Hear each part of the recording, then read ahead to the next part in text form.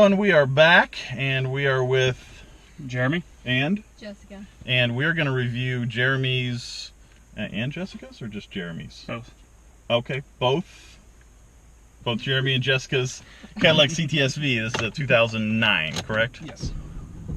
Oh, I do love me. That is the cutouts open there, so see. Okay.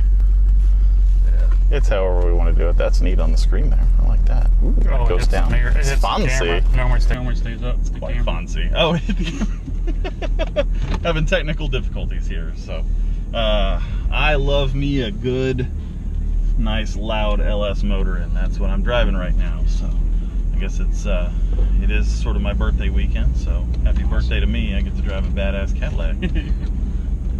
And we are going to pop out here. I'm going to try and not hit this nasty pothole or scrap the front of your car, because unfortunately this park that I picked to meet in is not the best place particularly suited for cars to pull in and out of. Sorry about that. I kind of scouted it the other day, and my car's, you know, stock height and doesn't have long overhangs, so I didn't think much of it until I saw some of these other cars coming in, and I'm like, got sport mode over here. Oh yeah, put us in sport mode. Now, am I manually shifting that? You can on the paddle shifts on the back. Paddle shifters on the back of the steering wheel. I'm digging that. All right, so Jeremy, what was your first car? First car was a '89 Buick Century. Went from an '89 Buick Century to a supercharged CTS-V. Okay, I can appreciate that. Couldn't keep tires on either of them. Having burnout problems with both of them, huh? Yes. Probably go through a lot of rear tires on this for some reason. Yeah, fronts do really good. Ooh, I'm digging that. All right, you in the back.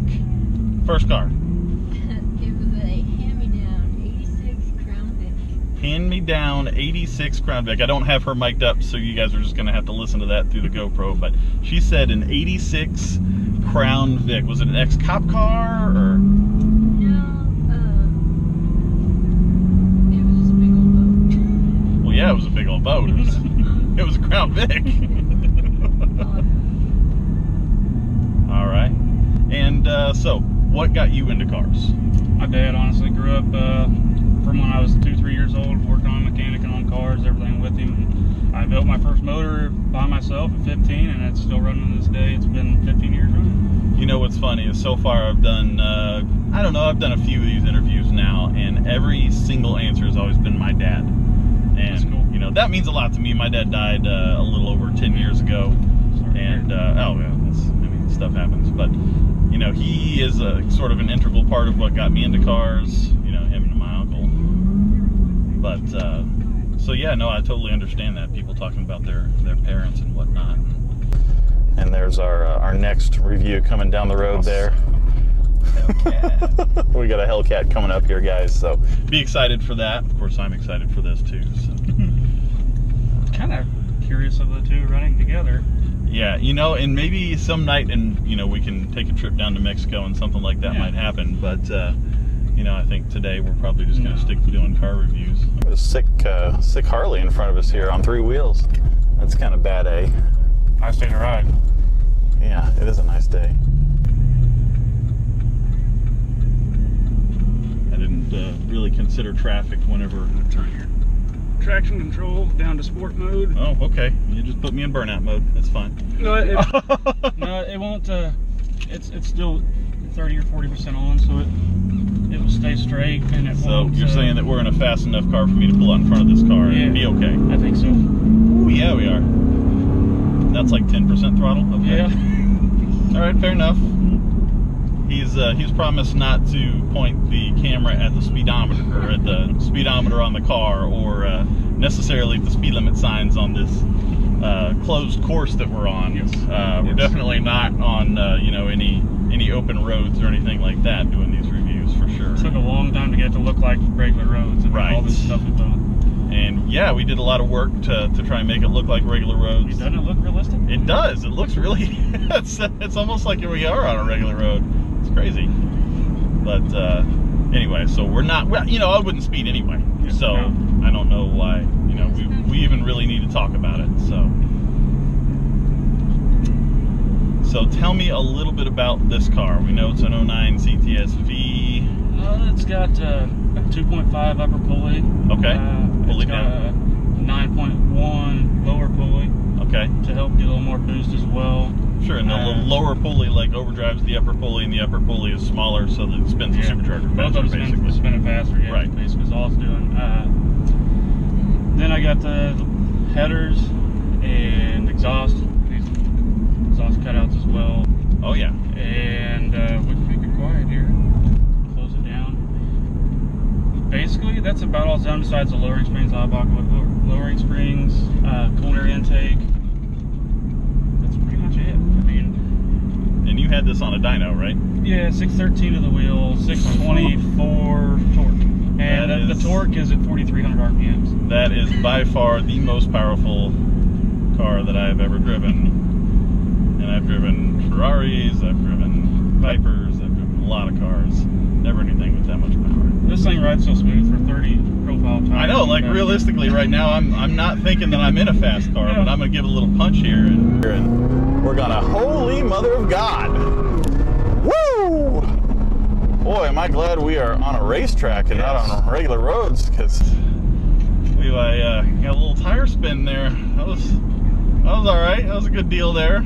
Yeah, they've set up the went all the way up to the speed limit, and not a single mile per hour over. I thought it was about 0.5 over, but oh well, you know, we might be like a half a mile an hour over. That's all. That's all we really need, though. Really.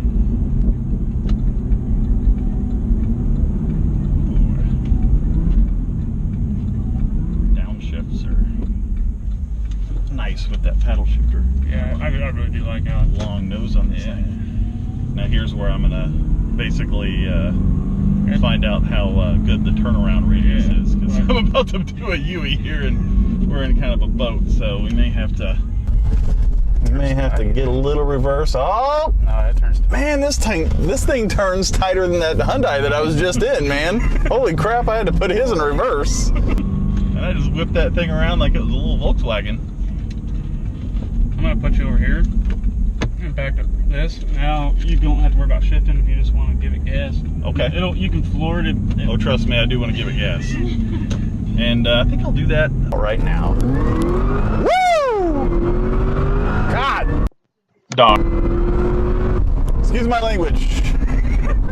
The car brings it out. We can edit that out. Don't need to worry about that. Don't need to worry about that.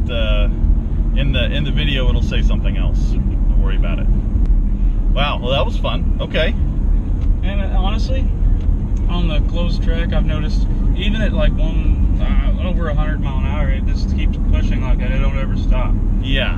170, it's still pushing. That was like a surge, like I just got hit in the back with a freight train, and I was in my Volkswagen. What do you think of the traction as far as? Actually, I was surprised at how well that hooked up, because I was expecting to have to, like, you know, be working that steering wheel back and forth to try and keep this thing straight. Great. But man, that thing launched like a drag car, and it drives kind of like a grandma car when you're just kind of putting around, which you got is nice. Sport mode on your suspension as well. I was gonna say I'm super surprised at how well this thing rides. 30s profile tires never 30 like this. 30 series tires, and this thing rides like we're floating on a cloud here. I feel like I'm in like a 7 Series BMW or like a S-Class Benz or something. This, of course, this sort of competed with the M5, didn't it? The BMWs. Yes. So I guess when they built this, they had to benchmark it against something that rode really smooth and still handled really well. So, wow, this car is bad A, my friend. I just noticed the boost gauge there. I'm gonna take a look at that next time I hit it. It'll max out. I kind of had a feeling it might do that. Yeah. Wow. Actually, it used to max out after the headers. It got rid of a little bit of restriction. Yeah. And oh hey, hi. Don't worry about the police officer who's just driving by there. He's actually just here to make sure that nobody gets onto our closed course. Yes. So that's good. You gotta have the ticket if you don't have a ticket. Surely didn't hear any of what just happened back there. I'm sure that has nothing to do with why he's cruising around in this area. We're just in the grandma Cadillac right now. I just opened the cutouts again. Oh, okay. Well, you're just trying to get me in trouble now, aren't you? Yeah. So, what is one of the memories, and it doesn't have to be necessarily like when you were a kid, but what's a memory that you have of cars that will never leave you, that will always be a part of what made you a car I'd say person? growing up, my dad, he had a 66 Chevelle SS, 396, 375 4-speed. I love hearing that. And I just, as a kid, even young, before I even really knew what was going on, I just enjoyed him going out and literally just smoking the tires and playing around. And when I grew up, I got to play with it a little bit too. And then we sold it, but he had a 73 Corvette as well, and we could be going 55. He could punch it on the course, and it spins circles. Oh. You know, and it was kind of fun as a kid. You know, That was how we whipped U-turns. He didn't have to worry about a short turning. Oh, no. You just put the rear end out, you steered with the throttle pedal. Yeah. Okay. Yeah, no, I can see that. I can see that. Yeah, that's awesome, man. That is awesome. And do you have any memories back there that you'll have to speak up for the camera up here, but Yeah, so when I was little, the only way my parents could get me to go to sleep as a baby was to put me in the back of their 86 IROC and Okay. drive me around to get me to go to sleep. did that thing have the T-tops removed? Yes. Oh, yes. Black Man. and yellow. That's bringing back the high school days for me right now. It was awesome. My mom loved it. Yeah, see, a lot of people think that you have to buy a minivan or a station wagon or something whenever you're a parent, and I can tell you that that's not true at all. I mean, I've got 2 kids and I rock a GTI, and the other car's a 370Z. So I mean, there's no reason for you to have to give up your car life just because you have kids. So. No. Anyway, we are pulling back in here, and I want to thank you guys again for letting me drive this bad man right here. Girl, I don't know what you call it. I mean, it's kind of a masculine girl if it's a girl, but she sure is pretty. Anyway, I want to thank you guys very much. I cannot do this without people who volunteer to let me drive.